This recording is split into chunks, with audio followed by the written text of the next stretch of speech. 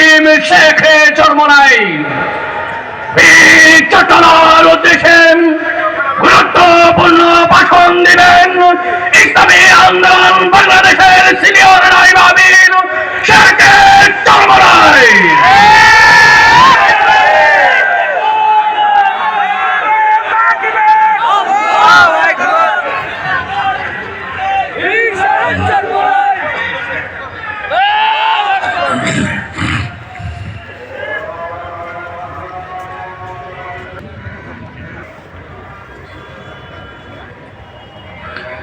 السلام عليكم ورحمة الله وبركاته.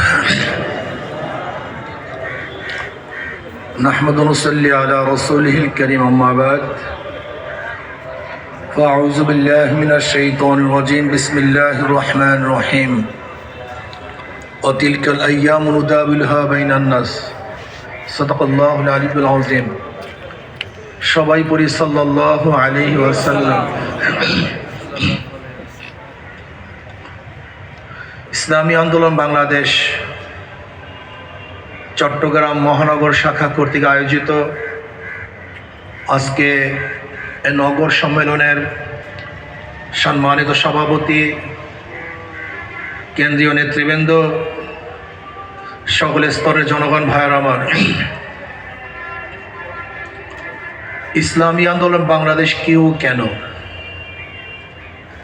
ইসলামী আন্দোলন বাংলাদেশের উদ্দেশ্য কি, নীতি কি, আদর্শ কি, ইসলামী আন্দোলন বাংলাদেশ কি চায়, তাদের দাবি কি? ইসলামী আন্দোলন বাংলাদেশ বিশ্বাস করে শুধু দেশ, দল, নেতা পরিবর্তনের মাধ্যমে মানুষের শান্তি আসতে পারে না, মানুষ মুক্তি পেতে পারে না। উদাহরণস্বরূপ আমরা পেশ করি, আমরা যে ভূখণ্ডের মধ্যে আছি, এই ভূখণ্ড তিনবার পরিবর্তন, ব্রিটিশ থেকে মুসলমান আন্দোলন করে স্বাধীন করেছিল। ভেবেছিলাম বৈষম্য দূর হবে, ব্রিটিশ এদেশ থেকে চলে গেলেই মানুষ শান্তি পাবে, মুক্তি পাবে। আপনারা জানেন ব্রিটিশ হরা আন্দোলনে মুসলমানদের ভূমিকা ছিল সবচেয়ে বেশি।